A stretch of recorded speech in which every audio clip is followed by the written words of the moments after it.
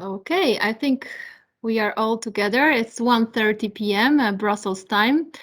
Good afternoon, everyone. My name is Emilia Janisz. I'm External Relations Manager of the European Nuclear Society. European Nuclear Society is the host of this webinar, and we are thinking that the nuclear and renewables, mutually exclusive or complementary partners, it's an important subject to be discussed before the COP26 and generally relating and reflecting the discussions ongoing in Brussels and worldwide on how we can reach the 2050 targets, climate targets. So I have a great pleasure to welcome today great speakers from 4 different countries. First of all, I would like to introduce the subject. A nuclear power generates enormous amounts of reliable, carbon-free electricity.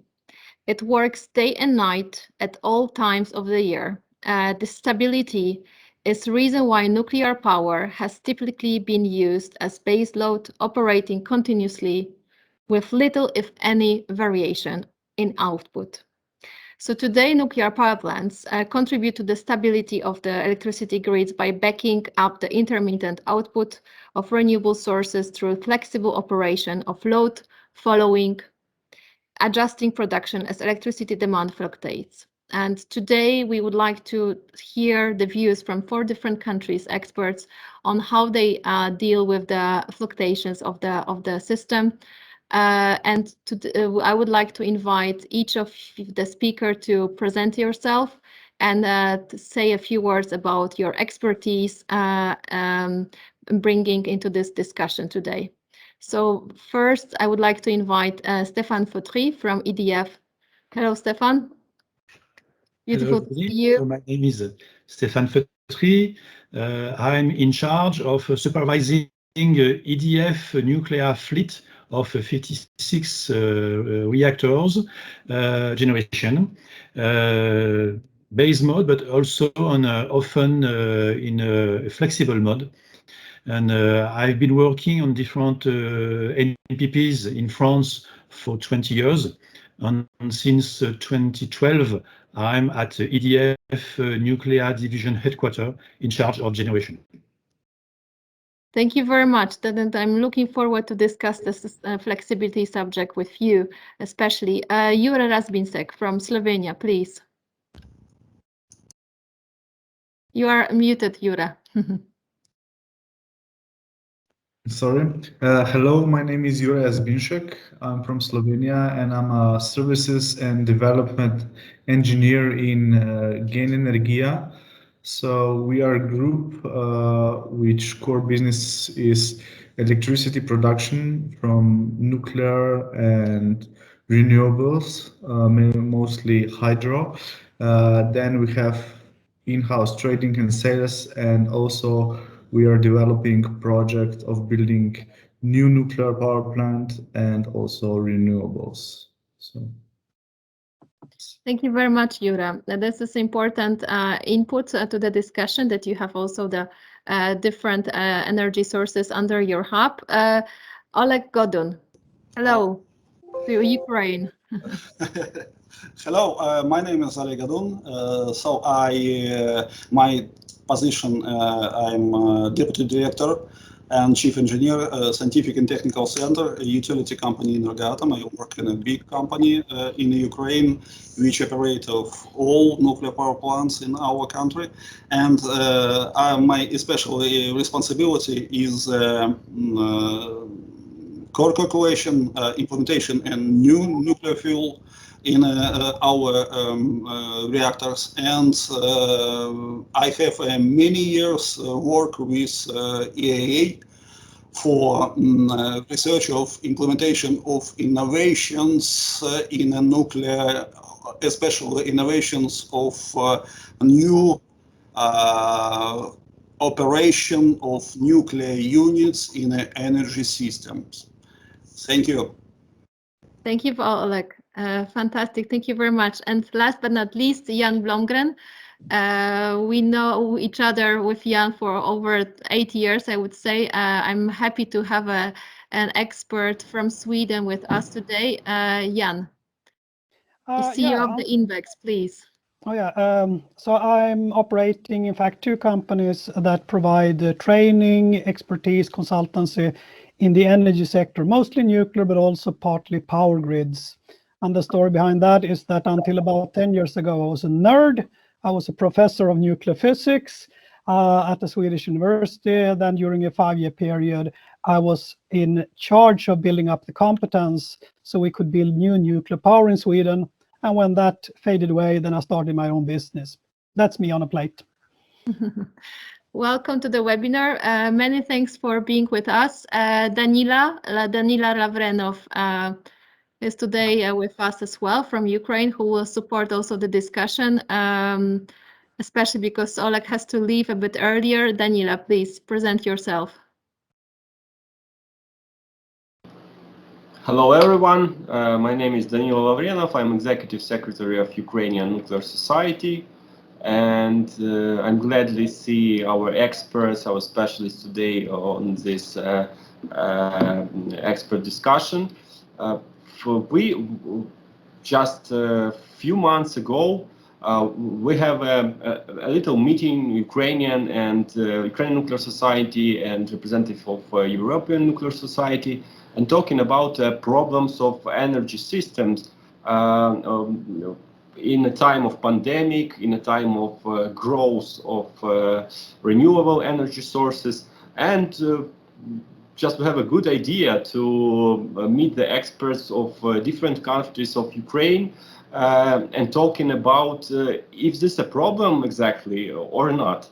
Because in Ukraine now we have a few problems, because in 2020 we have almost 3 or 4 NPP shut down, and they were in reserve because we don't have a lot of energy sources. We have a big growth of renewable, about 300% over last few years. And that's why now the problem about the balancing on energy system, about a good mix for Ukraine of low carbon energy, and we know that nuclear is a low carbon energy. So I think today is a very interesting discussion for us, for Ukraine. We can share our experience, our situation. And we also want to know what the situation in European countries that have a big or a small share of nuclear energy, because in Ukraine we have a big share, it's over 15%. Now we have in start of September, we have about 55% of nuclear share in our energy market. But we don't know what will be next on next year, because share of renewable is growing up, and share of coal energy, it's not going down, because in Ukraine it's a very big share of coal. So I think it can be interesting discussion. So I thank you everyone for inviting, and thank you European Nuclear Society to organize this meeting today. Thank you very much. Thank you very much, Danila, for introduction of the subject, and also bringing a bit already the perspective of Ukraine. And this is how this idea of this webinar started, actually, that we got requests from the Ukrainian Nuclear Society. What about other countries that we are facing, the challenges that we are facing in Ukraine? So we thought, let's do it like a pan-European meeting with France, Slovenia, and Sweden perspective, so Swedish perspective. So fantastic to have you all here, and thank you very much, Danila, for giving this idea and this input. Just answering your question, actually, how this situation looks like today, I would like to first maybe share this little graph, which is quite accurate, answering your question about the share of the overall low carbon electricity generation. Is coming from the Foratom website with a source of ENSO. So as you can see, it's this share from Tuesday, from just 2 days ago. As you can see, the nuclear share of from Tuesday was over 50% in the EU of overall low carbon electricity generation. and other generations, other energy sources are hydro, obviously, wind onshore, the big share, and solar. Not mentioning offshore and hydro pump storage. So this is really the reality of today, and we would like to concentrate on this low carbon electricity generators in the EU and beyond the EU. So let's kick off the subject. I would like here to invite my colleague from France, Stephane Feutry, who will present shortly the situation of France, first of all. Thank you, Emilia. I'm going to show my presentation.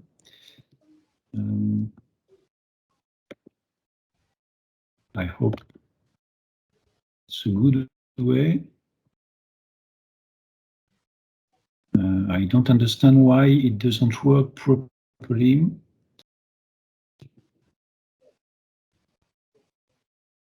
Can you see my screen? No, not yet. I'm sorry about that.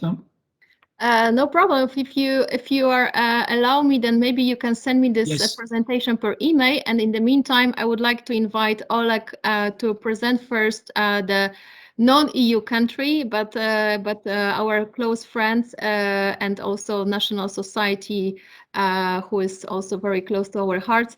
So Oleg, if you could maybe start with Ukraine perspective. This is how the discussion started.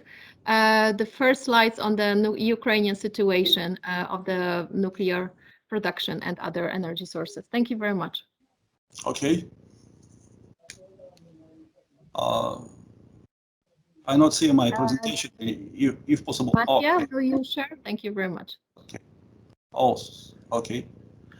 The title of my presentation is Nuclear Energy Deployment in a New Energy Mix Condition is the Situation in Ukraine. Next, please. Okay. Ukraine has 4 nuclear power plants.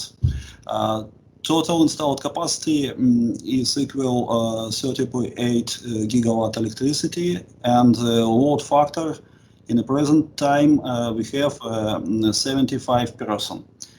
Energoatom company is the only one company that operates nuclear power plants in Ukraine, and additional we have 2 hydro power plants with total installed capacity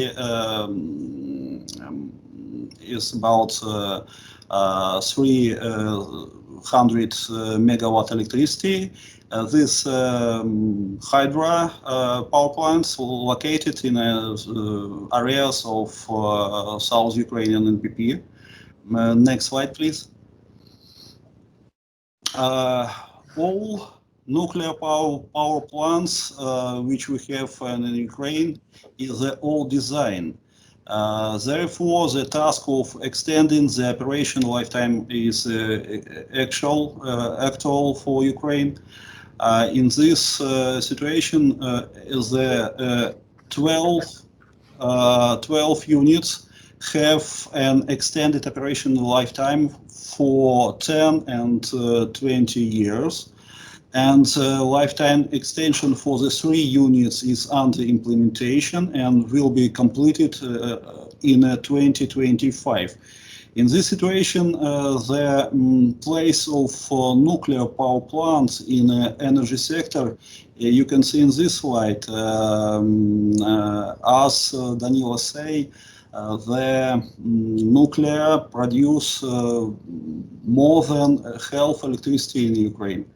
And if we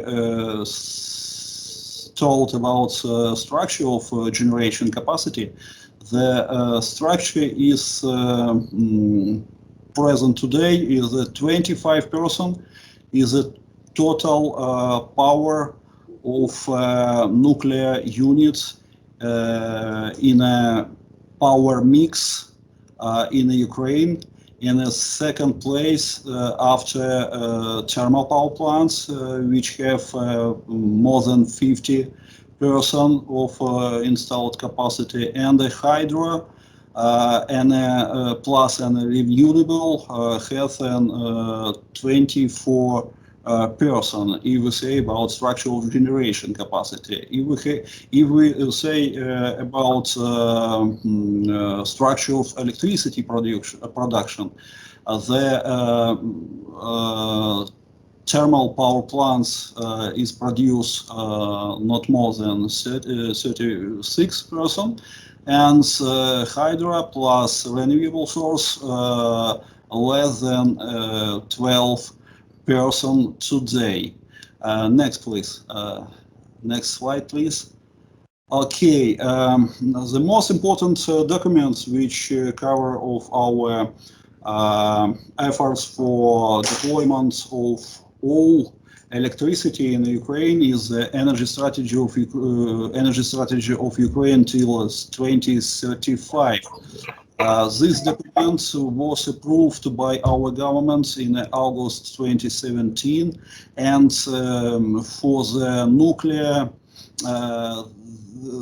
have three main points.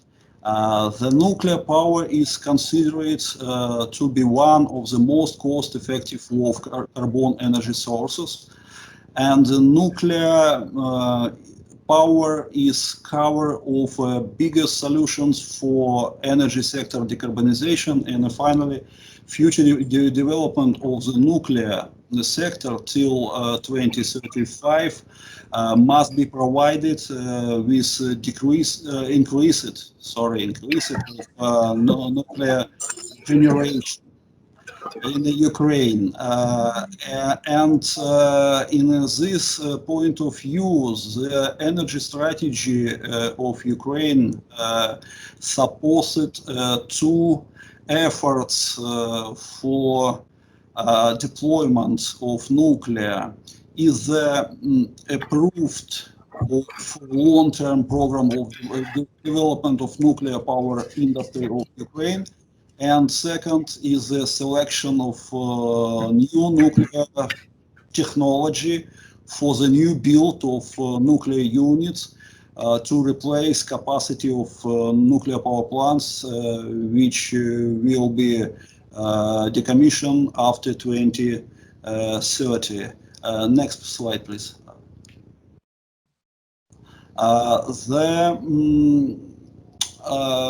In a company 1 year ago was finished the documents which provide roadmaps for nuclear power deployment till to 2035.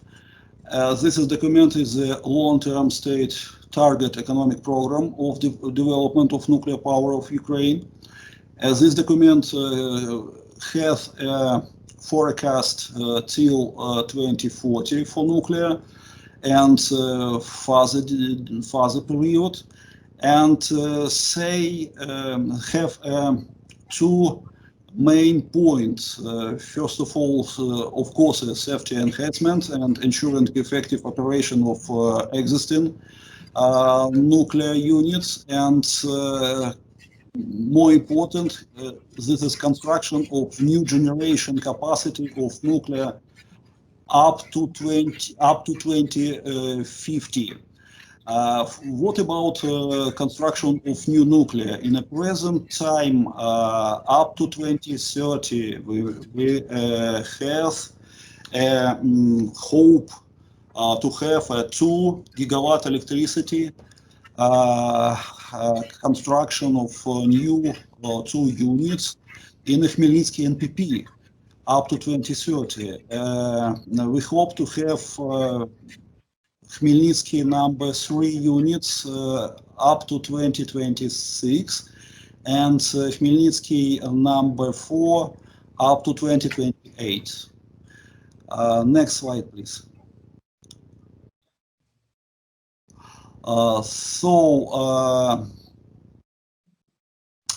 In our expectation and our assessment based on safety analysis report and vessel alloys for our nuclear units. There probably 11 gigawatt electricity of nuclear capacity will have to be under decommission in a period from 2030 to 2050. And in this point of view, up to 5 gigawatt we achieve for new construction in the period since 2030 to 2040. Yeah, that's a very long-term perspective, and it's Yes. indeed for the operators, and it is for the constructors. It's really challenging to have this long-term preparedness for new units coming in, and at the same time having back in the head that there is another input from other energy sources, that it's important to combine it to be stable. Would you like to, Oleg, to continue, because you have to leave in 10 minutes, I understand, or you can stay with us a bit longer? Maybe I leave on 10 minutes. Yes. Okay, so I would like to invite now Stephane with his presentation. We have your presentation now, Stephane. Thank you very much. Mattia, could you please share the slides of Stephane Feutry?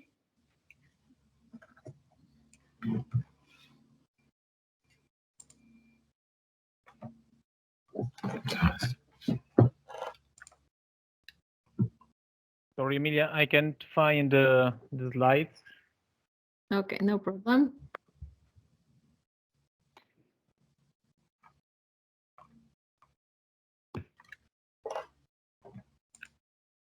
Okay, thank you for your help. We can go to page 2, please. I want to show that nuclear and renewables can work together, and they work together every day in France. There is no need, or very little need, for gas in addition, and it is safe and profitable. So I will show some figures of what is French nuclear flexibility, since when we do that, what are our capabilities, and how it looks like on the market. Next slide, please.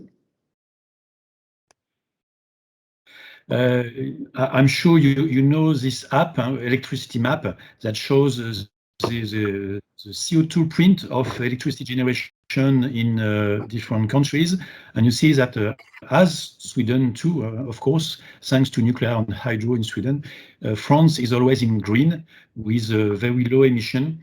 In fact, it is even lower because we consider that we emit only between 4 and 6 grams of CO2 per kilowatt hour, instead of the 12 grams usually taken into account at a worldwide level. It is very competitive, so we export a lot. About 20% of French electricity generation is exported towards different neighboring countries. I will not insist on this slide. We can go on the next one, please. This is the design capability of a typical French nuclear plant. We can make 2 large variations per day. You can see one in the night, in the beginning of the morning, one another in the afternoon, on this example. We can ramp up and ramp down in only 30 minutes, half an hour. And we can go down to 20% of nominal power, so an amplitude of variation of 80%. We can also provide frequency control, frequency inertia, of course, and voltage control. Next one, please.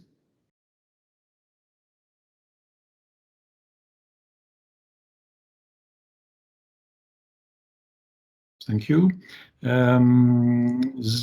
We can do that all along the fuel cycle between 2 refueling outages.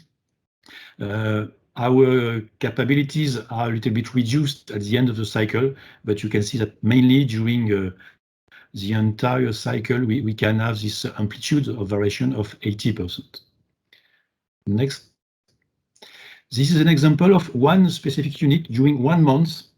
This unit performed up to 22 variations during this month. It performed a total of 140 variations during this year. With a very good generation performance, no unplanned outage, for instance. So there's no direct link between flexibility and the efficiency and the capabilities of the plants. We are quite happy with that. Next one, please. Yes, this is one of the main argument of the persons who are against nuclear and backing it for the renewables, that is the nuclear is not flexible, and with this 80% of load following, I think this is the very strong argument against this. Yes, we made big data studies with up to 500 cycles of all our plants over more than 10 years, and we didn't find a strong link between discrepancies and load following. Fantastic. Thank you very much for this input. Next slide. It's another type of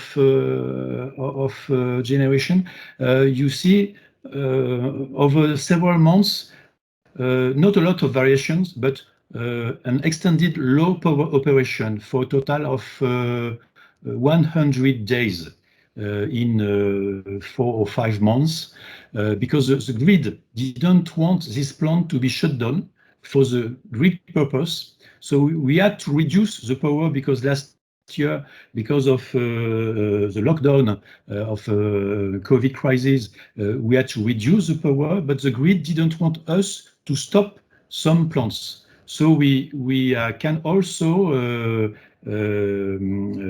generate electricity at low power for a very long period. So that's it for our capabilities, and I can show you what it looks like, how it looks like on the grid, on the market. So you can see the different ways to produce electricity in France. In orange, at the top of the graph, you have solar generation. In green, you have wind generation. In blue, hydro. In red, it is gas. So you see, we have sometimes some gas, but it's a very small amount. And in yellow, it's nuclear generation. And at the bottom of the diagram, you can see exports on water storage, hydraulic storage. And you can see on a specific day, on April the 3rd, it was during the first lockdown in France. The consumption was very low, but the consumption was low everywhere in Europe. Yeah. Usually when the consumption is low in France, we export a lot. But if consumption is low everywhere, we cannot export anymore. So in this case, and if additionally we have a lot of solar or wind generation, we reduce hydro generation, we reduce gas generation to its strict minimum or to 0, and we reduce nuclear generation. I have other examples on the next 2 slides. And you can see during 1 week, the different level of power of the total of nuclear fleet in France. And you can see from a maximum of 52 gigawatts, a minimum of about 32. On the next slide, it is the same thing over a 2 weeks period between 24 to 44 gigawatts of generation.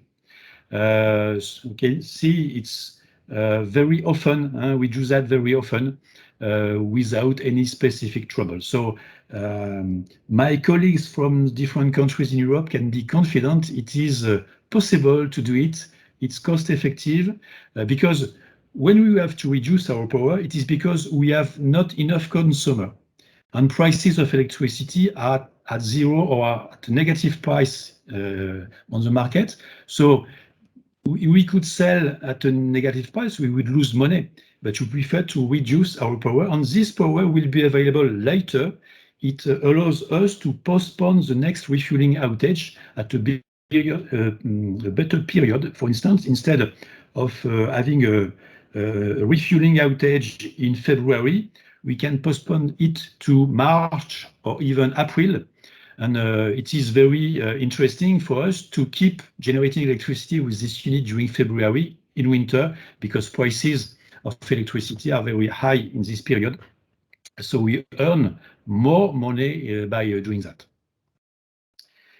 I propose to stop my presentation at this point. Yeah. I have a slide about the consequences on safety, environment, and so on, but I can say that it is easily manageable. This is, yeah, exactly. I would like to also to talk about the consequences at this later stage of the discussion. But first, let's go to Slovenia. Jure, please, if you have input to discussion on what is the Slovenian context. I know that you have a lot of hydrogen as well, and other renewables together with nuclear. Yes, just a moment. Let me share a screen with you.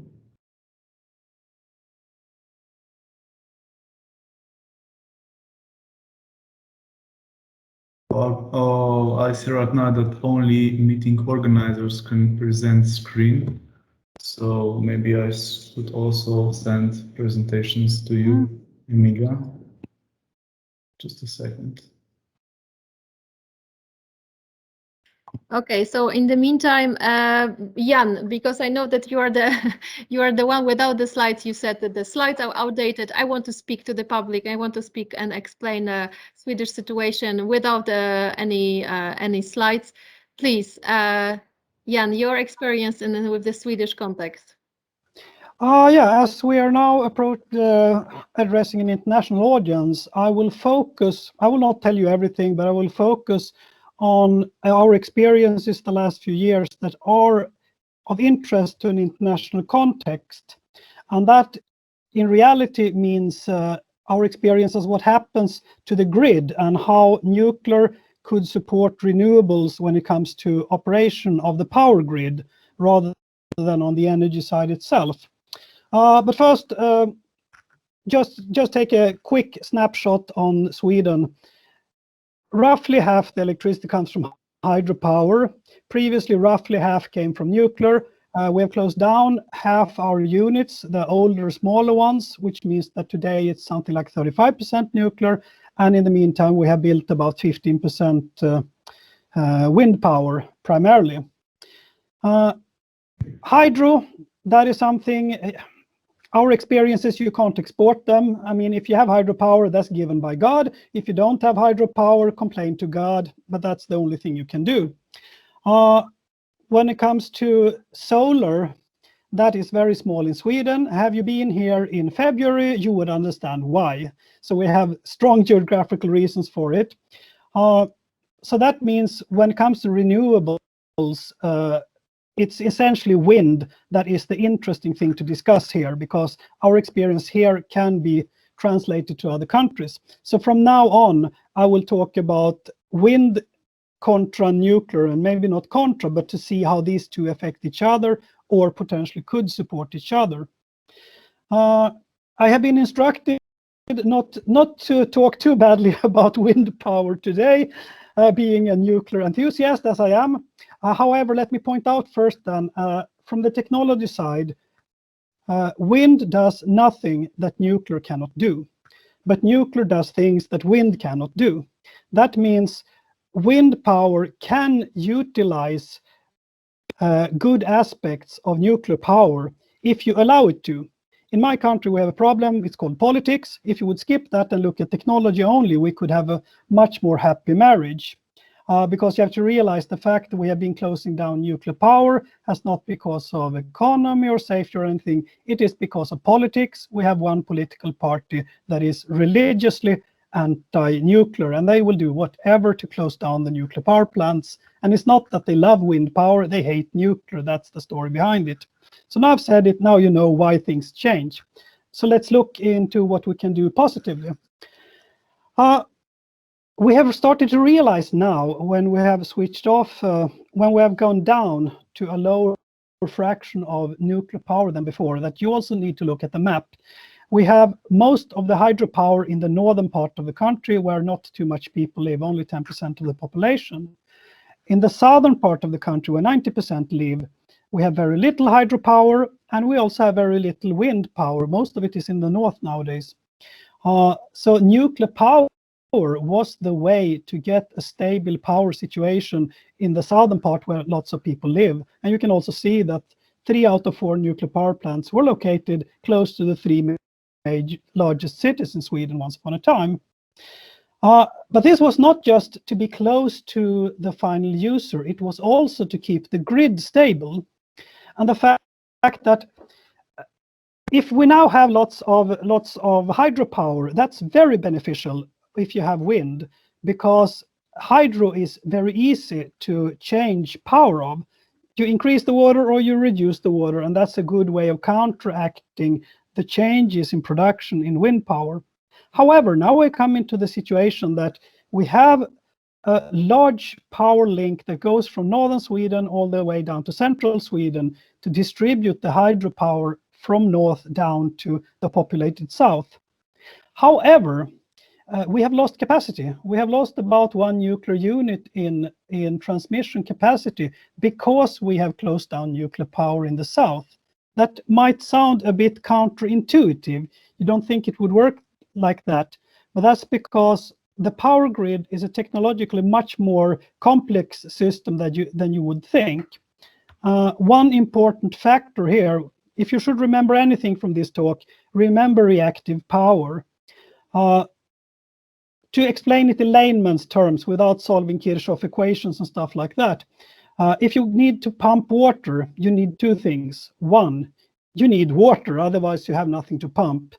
Secondly, you need pressure in your hose. If you don't have a pressure, you can't get the water to flow through the pipe, even how much water you have. And that's about the situation we are going into now. The nuclear power plants in southern Sweden, those are the ones that produce the right amount of reactive power that acts as pressure in the power grid. So because we have closed down a bunch of nuclear power plants in southern Sweden, we have lost capacity to transfer wind power from northern Sweden to southern Sweden, and hydropower obviously as well. And to make it even worse, we closed down a nuclear power plant at the southern tip of Sweden. It's actually 25 years ago by now, and we've spent 24 years on building a new power link from central Sweden to southern Sweden to fill up this capacity loss. However, now that this link finally starts to operate after lots of trouble, we get only 2/3 of the capacity. It was made for 1200 megawatts. It can only transfer 800 because we closed down a bunch of nuclear power plants in the meantime, which means that we don't have the reactive power to transfer the electricity. So to sum up, if you don't have stable baseload power of the type you have in nuclear power plants or coal-fired plants or whatever, but you have the right type of generators that produce the reactive power you need, you can produce as much wind power as you want, but you can't move it through your grid. And that's something we are becoming painstakingly aware of right now. Okay, I'm done for the moment. Thank you very much, Jan. You pointed out also a very important situation when the grids are not well connected, and there's the different regions that are not well connected. And this is the same situation, for example, in Germany, where the north of Germany is not well connected with south, so they have to import actually the electricity from neighboring countries. Yeah, so thank you very much for this input. Jure, now you are the presenter with all the rights, please. Okay. Can you see my screen? Yes, thank you very much. Okay. So I come from Slovenia, which is a very small country of only 2 million people.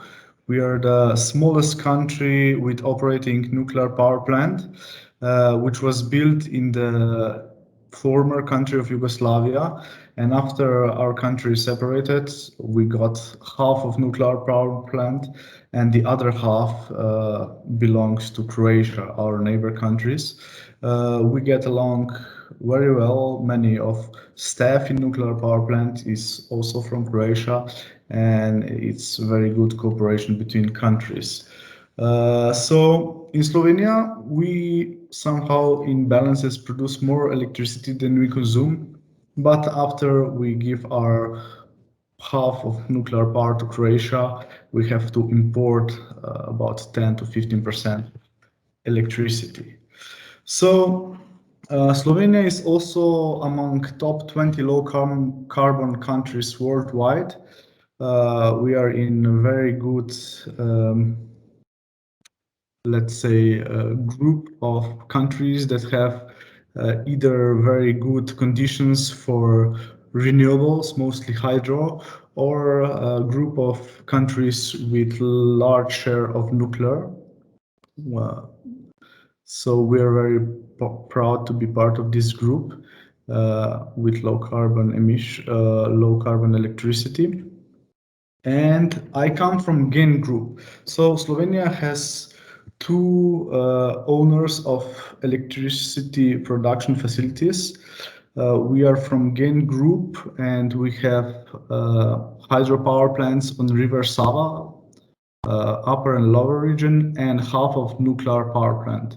The rest of power plants are owned by Holding Slovenske elektrarne, and we in GEN Group are producing electricity from 99% low carbon sources, which is mostly nuclear energy, hydro energy, and we also have some gas power plants which are only used as backup. So when the electricity production is too low, we start those very fast and just cover the needs for short periods of time. So in GEN Group, we deal with electricity production, so nuclear, hydro, gas, and we have also some solar power plants. We have trading and sales, so we are trying to sell our electricity, and we'll also develop new facilities, so hydropower plants, and also we have a project that we want to build a new nuclear power plant next to existing one.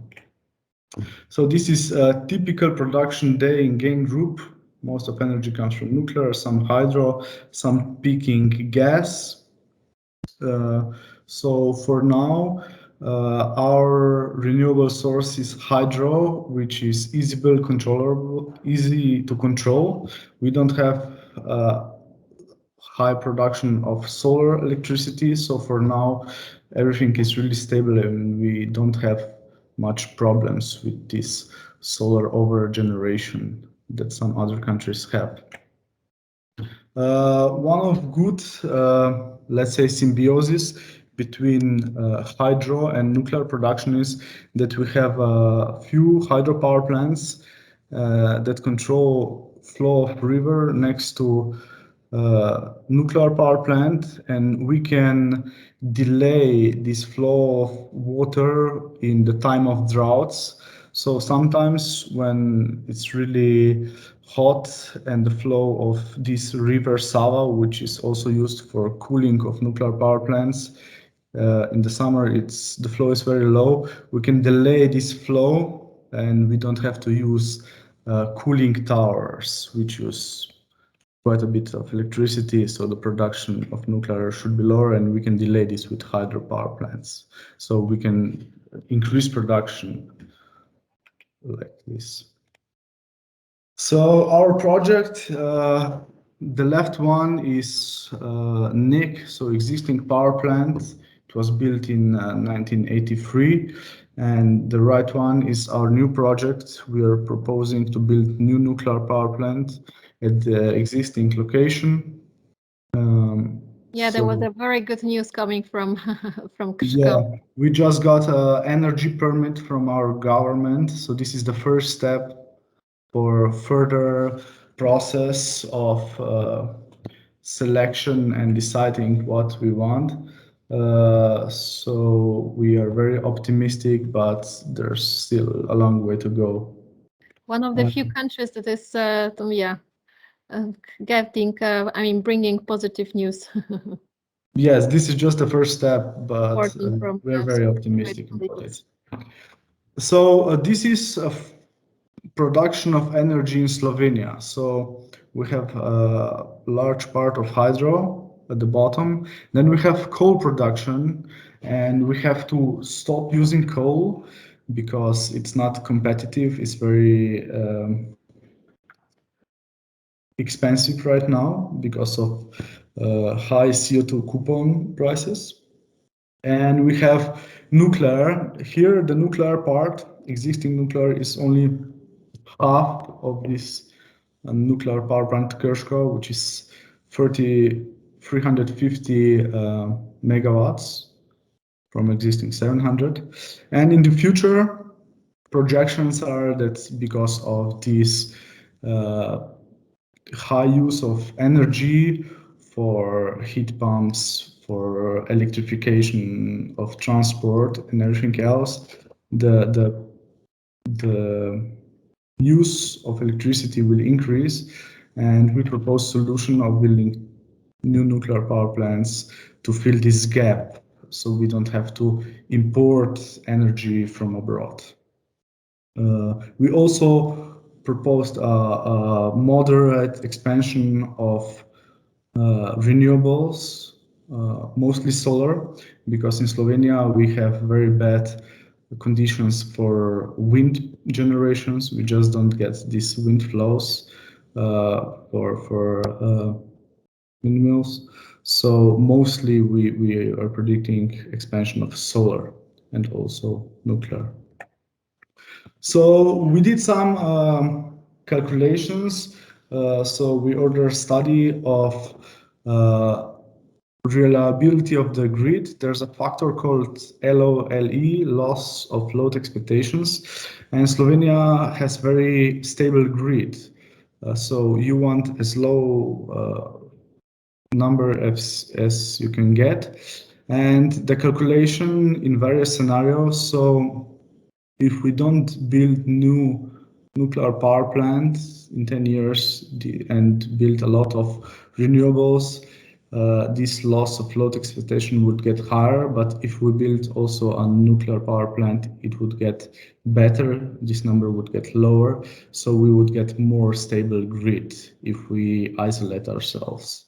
So this is a very important condition that you mentioned with the LOLE, that if we put the same amount of the stable amount of the nuclear into the grid, even if the more development is coming on of renewables, then the stability will be kept. I think it's important to underline this.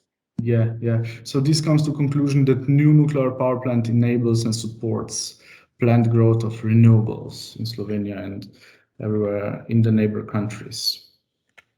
So we also made a small infographic about this. So Slovenia has now stable LOLE number. We get our energy from nuclear, from hydro, and partly 1/3 from coal right now. If we increase solar and wind, so this LOLE number will be bad. So we are going into the gap. If we close existing nuclear power plant, this LOLE number will get very bad. But to bridge this trench, a new nuclear power plant and hydro would be very welcome because these two sources enable very stable grid and low carbon production of electricity. I like very much the graph. It should be translated in a different national situation. Maybe you can share with my colleagues and with the communications department that we can have really a similar one with others, because this is one of the great tool for the politicians also and the public to understand what does it mean if we close certain nuclear power plants in the country. Yeah, I'm glad you like it. We are trying with different approaches and testing on various groups. So We are also analyzing grid stability around Europe. So maybe you're familiar with the event that happened earlier this year. So in January, we had a very close call event where frequency was split for 2 hours in Europe.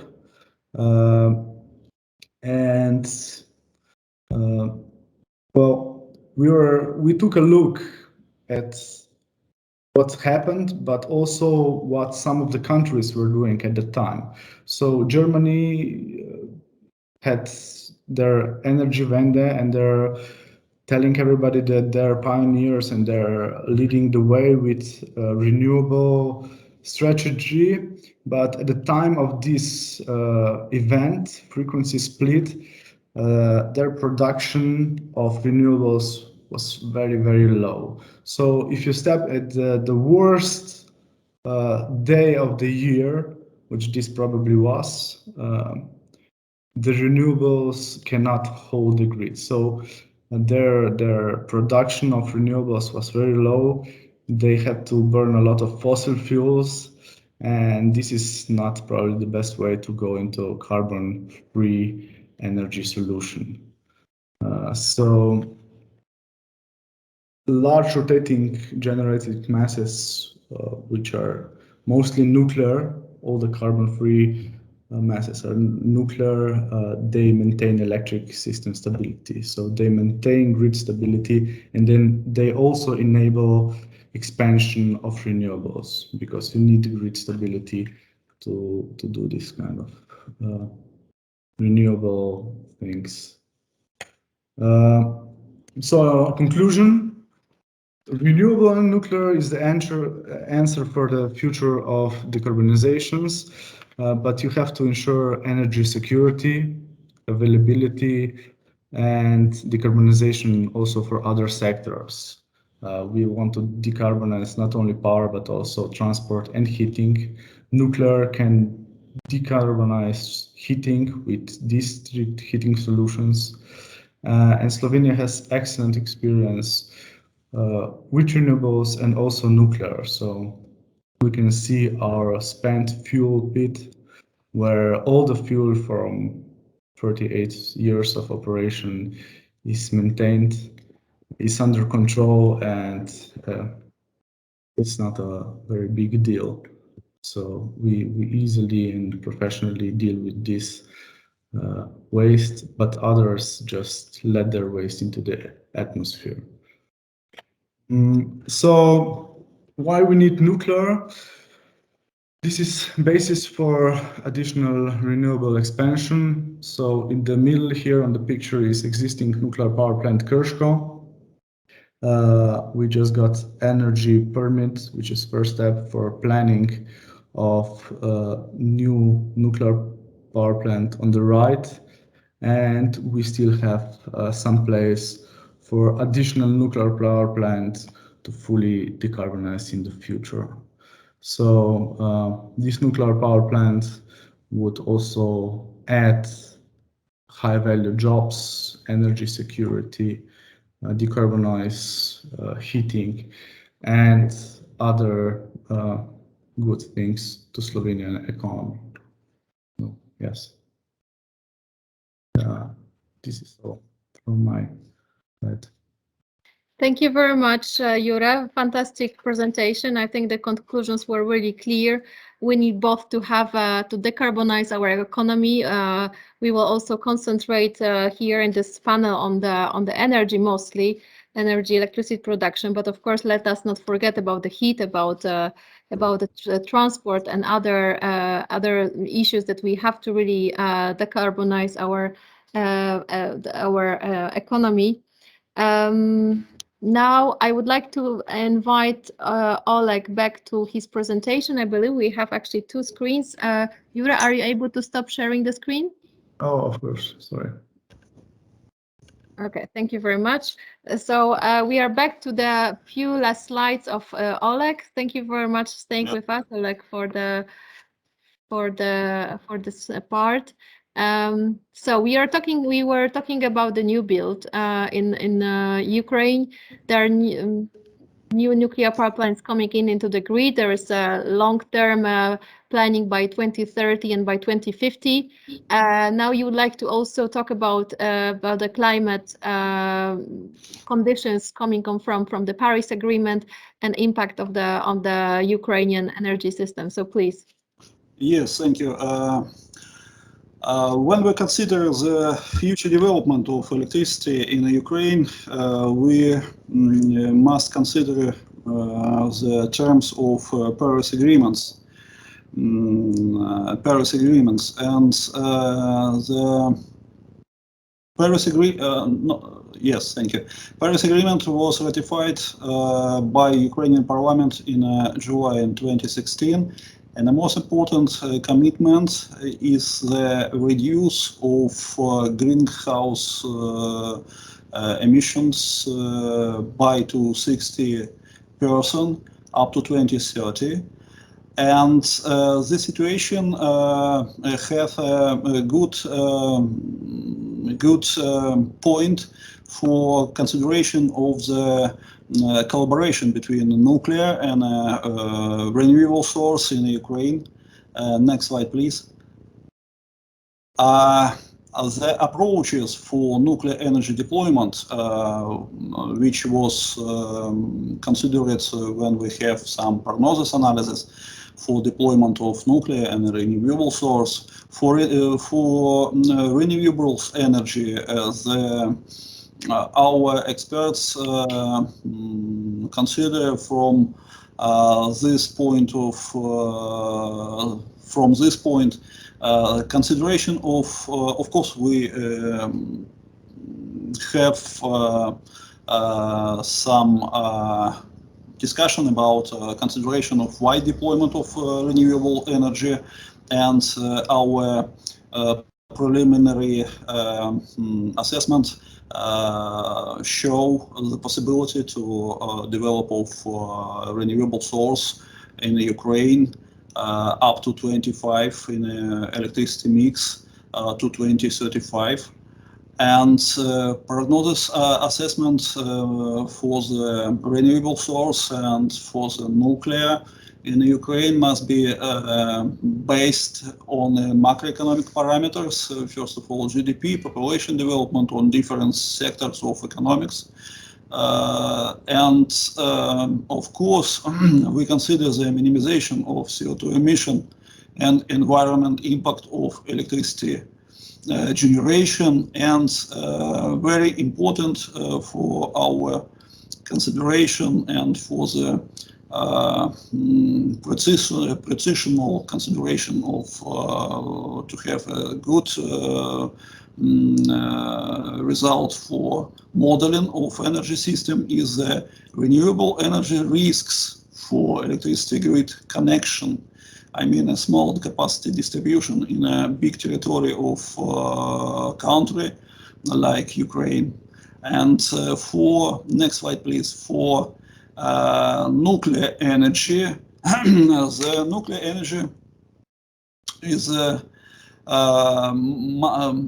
nuclear energy must have some properties for the corresponding fully correspond to electricity market. First of all, nuclear flexibility can be key in enabling other clean energy generation. Of course, advanced reactors will present even more opportunities for flexibility in nuclear system. And innovations, different innovations in a nuclear can increase the flexibility of existing nuclear reactors to produce both clean electricity and beneficial non-nuclear, non-electric production. For example, if we can say about nuclear flexibility, please next slide.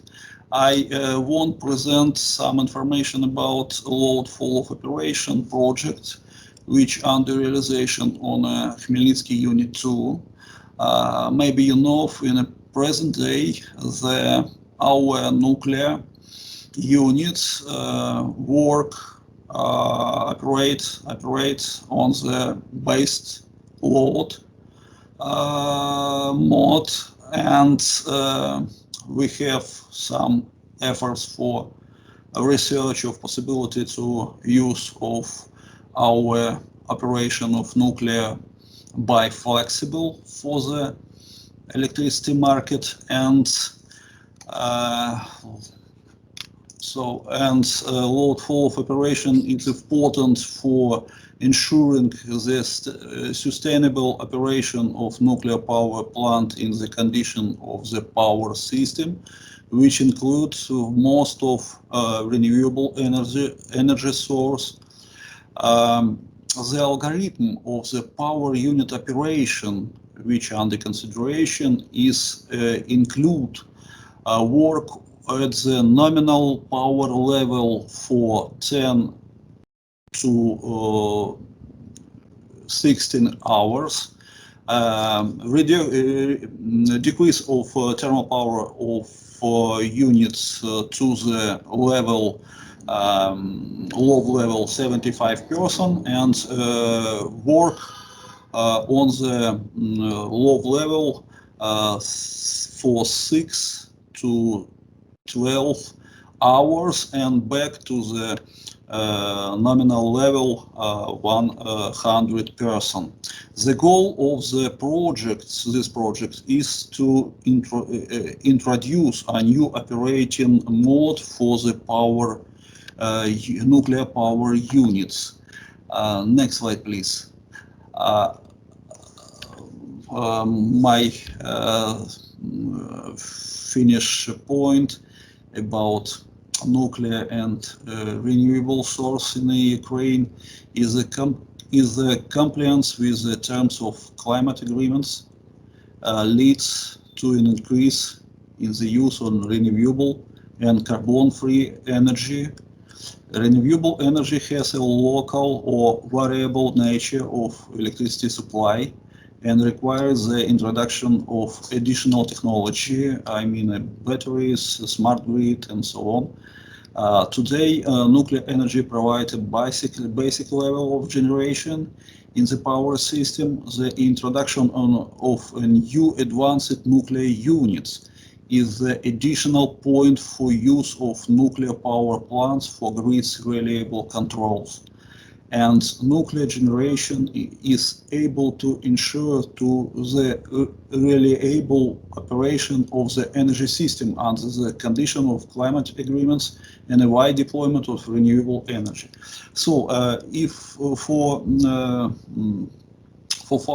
finish my presentation, I want to say that in the present day we consider of energy market, energy system in Ukraine, which include only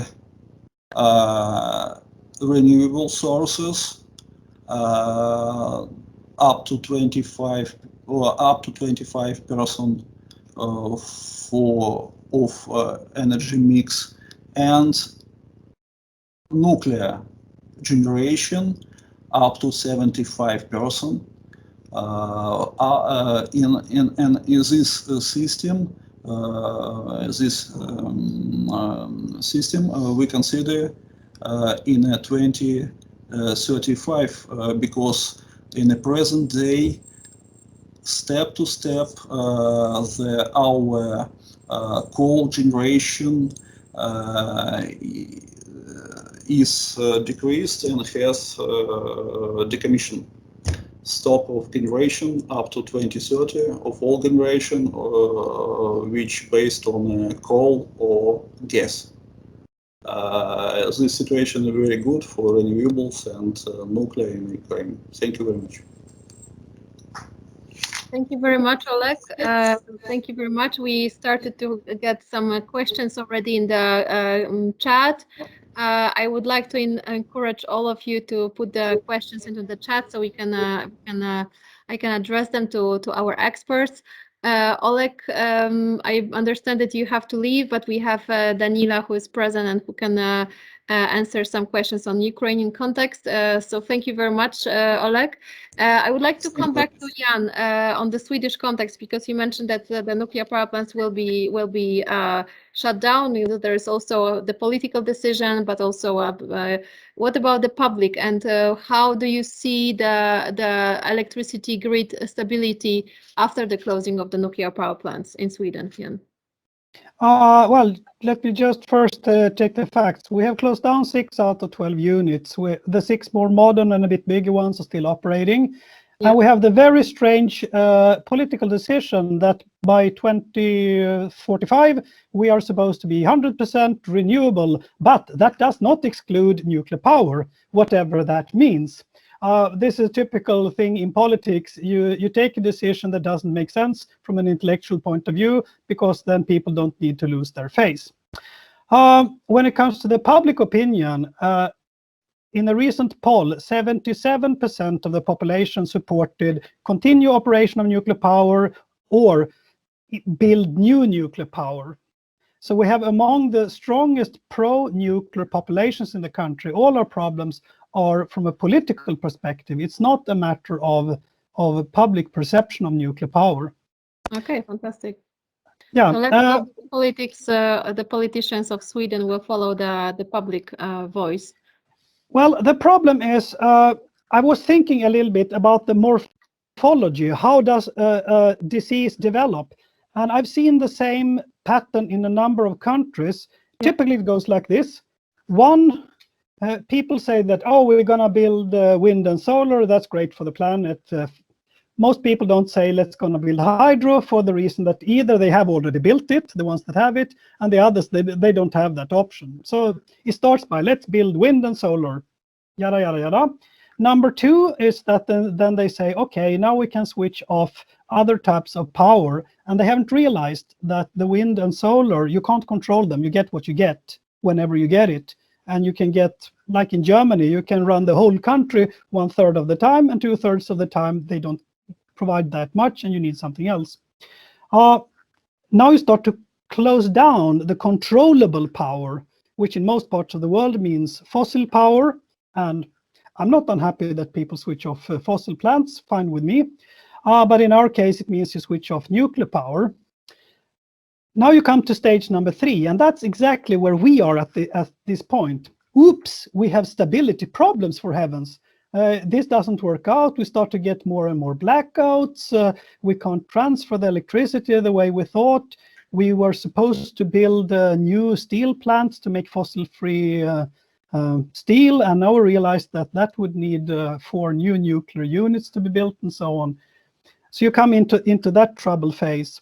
We haven't come to point 4 yet, but California has, because America is always a bit ahead of us, and when they have done something stupid, we import it a few years later.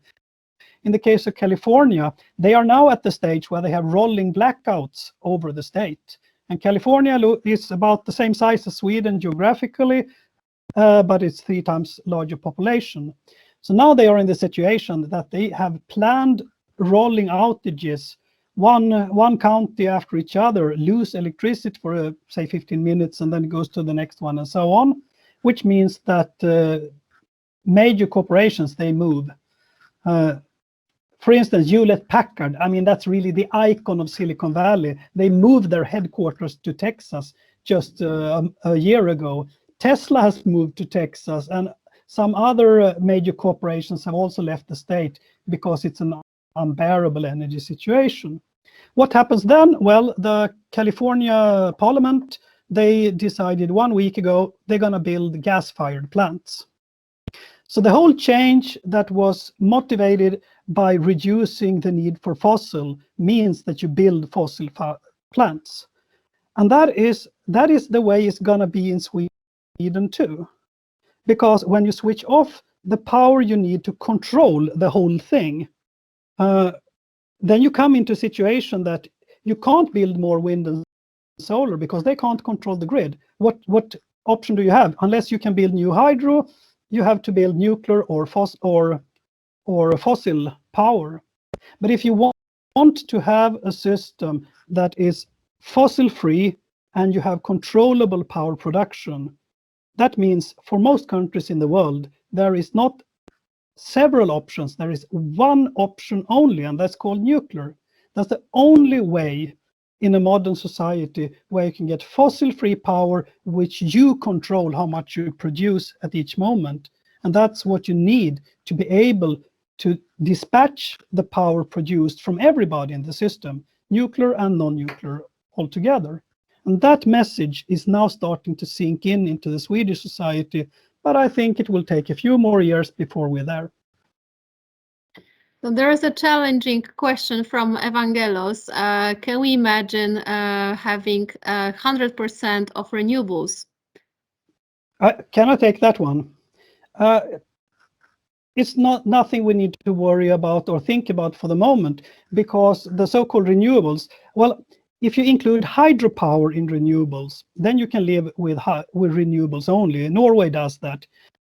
But as I said earlier, you're lucky.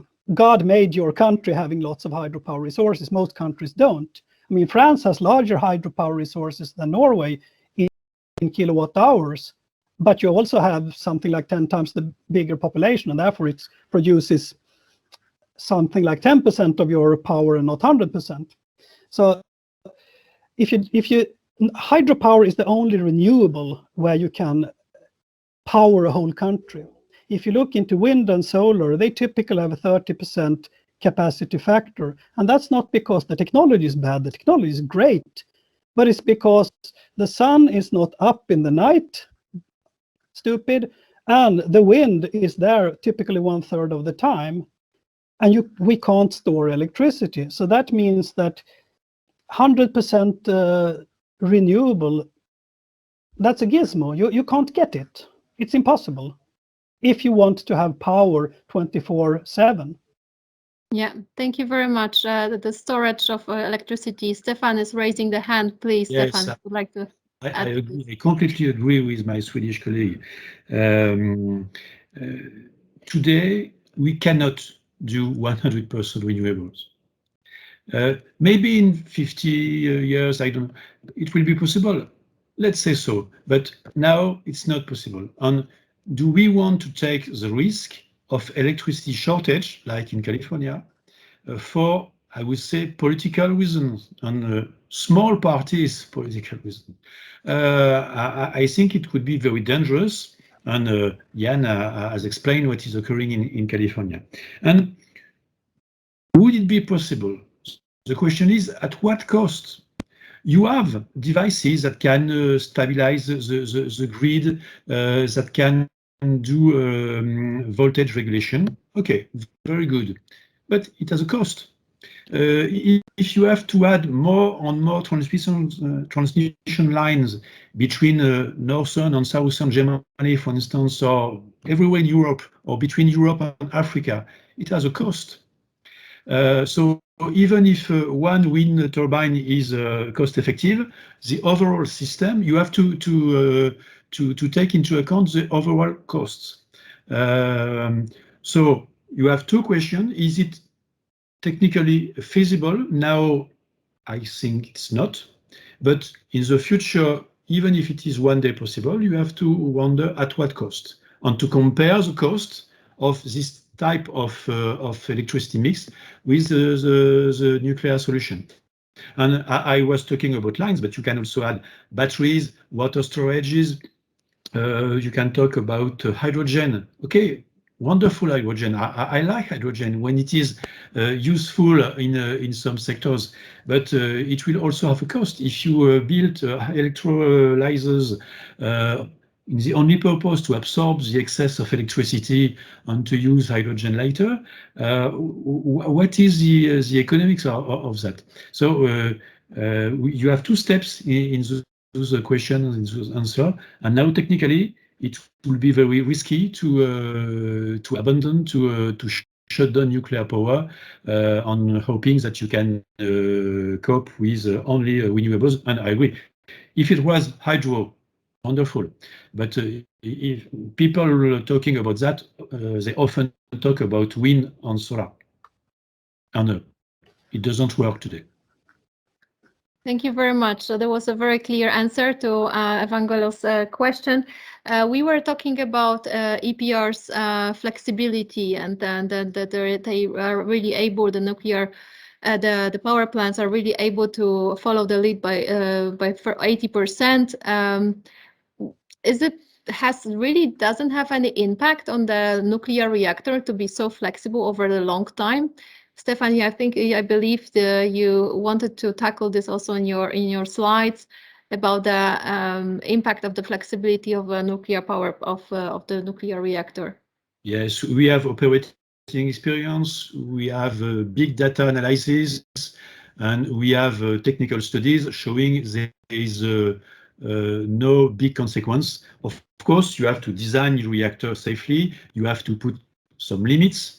You have to put some limits on fuel, but you can stay, as I show in my presentation, up to 100 days at low power. Sometimes we have to go back at full power to stabilize the fuel, but we can stay very longer. And our studies, our forecast for 2030 and 2040s with longer periods of low generation operation of a lot of variations shows that it is completely manageable. We have made also some studies on the environment. In fact, because of load following of flexible operation, we release more water in the environment, but no more becquerel. So let's say pure water, but no more radioactivity, no more gaseous or solid wastes, no more chemical products. So we are very confident with that. No more mechanical discrepancies. I talk about that. One important point I would say to my colleagues is the skills of the control room operators. They have to be trained to monitor and to drive the reactor in a flexible mode. You cannot say, well, tomorrow you are going to do some load variation and do it by yourself. No, you need procedures, you need the simulators to train the control room operators. It is very important. On the other points, it is completely manageable, feasible, if of course it has been taken into account as the design. But with Framatome, which is a part of EDF group, we say that by design, all pressurized but also boiling water reactor can be flexible. Sometimes without any additional modification, to enhance the flexibility like we did in France in most of our reactors in the 80s. We did some modification, but it was really to enhance the flexibility, because thanks to the basic design, which was Westinghouse American design, we were able to do so. And we have still 4 units. So the first one we built in the 70s that are in black mode, that operated as designed at the beginning without additional modification, and they can perform flexibility. I believe the more advanced reactors are even more prepared for the flexibility request. Jure, do you know what kind of technology you would already install in Slovenia for the next reactors? And because there is also a question from Sold about the advanced nuclear reactors, maybe we can also answer to this. So yes, we already proposed that we would build PVR design because we have experience with it, and definitely we would take proven technologies. So we wouldn't build first of a kind reactor. So we would want to see operating power plants already, and we would make a copy with it, because with this approach you can control the you know that the supply chain is already in place, and with this you lower risk of building it too long and all the complications and risk involved. So yeah, but I have another comment. I totally agree with all the speakers, but nowadays we can see the soaring prices of gas, coal, and even CO2 coupons in Europe, and we see all the challenges with reliability in countries which already have a large share of variable renewables. And I think in these times, nuclear renaissance in Europe makes more and more sense from day to day. So I'm very optimistic, and I think you should be too. Yeah, I think it's important that the specific regulations like carbon price, it's really a good incentive for the market, and those decisions are really impacting the GHGs emission as well, and this is very much reflected already in how the electricity is generated, which is a very good and positive thing coming from Brussels decision makers. I would like to still come back to the question from Zolt on the fuel price. So would it be economically feasible, reasonable to enable renewables with the flexibility of advanced nuclear reactors? I mean, considering that once a reactor is built, the fuel price is not significant. I missed the point for lowering power for enable of other sources. So Jan is raising the hand. We've been talking a lot about whether it's possible technically to have flexible nuclear power, and as France has shown very conclusively, yes, it can be done technologically. But so far we haven't discussed should it be done, and now economics come into play. The pricing model in Northern Europe, that is, you get paid for your kilowatt hours, no matter whether you can promise that they will be there tomorrow and so on. Well, you have to promise 36 hours in advance, but you don't get extra paid for the fact that you can produce a day when the sun doesn't shine or at night and so on. The only thing you can rely on is that prices go up, and therefore the fact that you couldn't produce so much when the other guys were operating, now you can recover that with higher electricity prices. So it's energy only market, so to say. But that means you don't get explicitly paid for the fact that you lower your production because production is increasing somewhere else. That is obviously not a law of nature, it's a law of economics, and that's created by man. That is, if our politicians want nuclear power to be the good guy that stabilizes the whole thing and then let wind and solar roam freely, and we are the bumper, so to say, that can easily be done if you also pay for the costs involved, if you pay for the loss of production, thanks to that we are the good guys and don't produce for the moment and so on. If we are paid for that, this can all be done. The problem is that we're not paid for it. Stephane, please. Yes, the answer is in the market, not only in the regulation. When we reduce the power, it is because electric prices on the spot market is very low, even zero or negative prices. So who is going to buy our electricity if we sell it at 10, 20 or 100 euros? No one, if other suppliers can offer less expensive megawatt hours. So that's what occurs now. It's a question of market. It's also a question of regulation, because in France and in many countries, renewables have a priority over all the other means of generation, but the proportional cost is zero. If you don't take into account the overall cost of building and so on, the life cycle cost, the proportional cost of the energy is zero for them, and it is 5, 6 or 7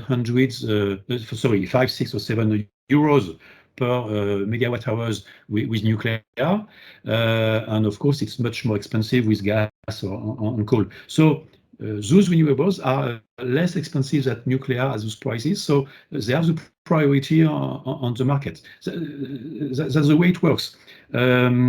So if we want to do it differently, because we want to recognize the different ancillary services that the nuclear power plants provide to the grid, and so the grid say, I want some nuclear power plants to keep in power at high power for such and such reason. Yes, you have to find a mechanism to make it possible. We are working in France with our R&D department, and what would be the minimum level of nuclear power generated in France for different reasons: frequency stability, voltage stability. As I said, sometimes the grid, the French grid TSO doesn't want us to stop some reactors because of their own purposes. And third reason, because of our own means. For instance, we need auxiliary steam generation to make some devices work properly. This steam is provided by the normal by steam generators of the plant, but if you shut down for 1 or 2 days the reactor, you have no more additional steam. So we use electric devices to produce the steam. So if you shut down all the reactors, you have to generate the steam another way. So we are going to define what would be the minimum level of nuclear generation to provide those different type of services for our own purposes and for the grid purposes. And this would imply to curtain renewable generation sometimes, but in fact not a lot. If you make the forecasts and you look at this in energy in terawatt hours during 1 year, it will be not a large impact on renewable generation. Only a few percentage of renewable generation should have to be curtailed. Okay, thank you very much for this input. I don't see. Thank you for the replies to the questions. I don't see the further questions. So my last question to you will be about the innovation, about the small modular reactors and any other type of reactors that can really be even more happy in the marriage with renewables. It is there's another counter argument for the large nuclear power plants that are maybe not. I mean, that are far from the electricity demands locations. So there are also big industry points that they need some bit more electricity on one place than others. So what about small modular reactors? There are over 50 technologies developed according to the Atomic Energy Agency. Is it something that we should go for, develop more, and replace the bigger ones with? I think, at least in France and in main Europe, in continental Europe, we will need both. We will need large plants because we need large amounts of electricity. Furthermore, if we install, if we build electrolyzer to produce hydrogen, you will need more electricity. So you need large plants, large reactors, and those large reactors can be flexible. EPR2 that we plan to build in France and in other places in the world, they are designed to be flexible too. And in some parts of Europe, maybe you will need additional small modular reactor that can be flexible too, so it's not a problem. But let's say in France, if we wanted to build small modular reactor, we would have to build a lot of them.